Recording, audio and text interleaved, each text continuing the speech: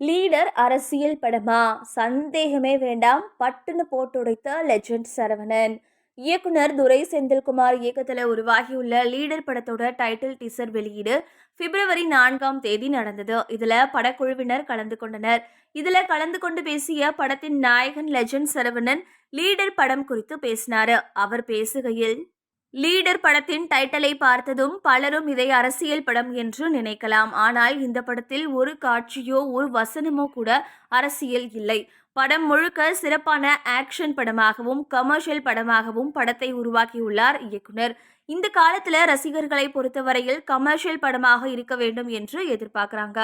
இல்லனா சமூகத்திற்கு கருத்து சொல்லும் படமாக இருக்க வேண்டும் அப்படின்னு எதிர்பார்க்கறாங்க. லீடர் படத்தை பொறுத்த வரைக்கும் படம் முழுக்க கமர்ஷியலாகவும் அதே நேரத்துல படத்தின் மூலமா சமூகத்திற்கு நல்ல கருத்து சொல்லும் விதமாகவும் திரைக்கதையை பார்த்து அமைச்சிருக்காரு இயக்குனர் துரை செந்தில்குமார்.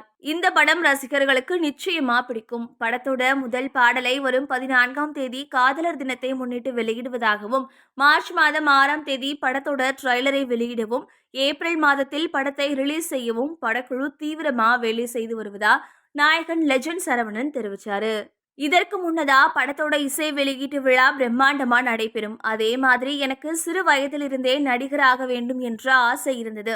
எனது வீட்டு ஃப்ரிட்ஜில் ஒரு பக்கம் ஷாருக் கான், மறுபக்கம் சல்மான் கான் புகைப்படங்களை ஒட்டி வைத்திருப்பேன்.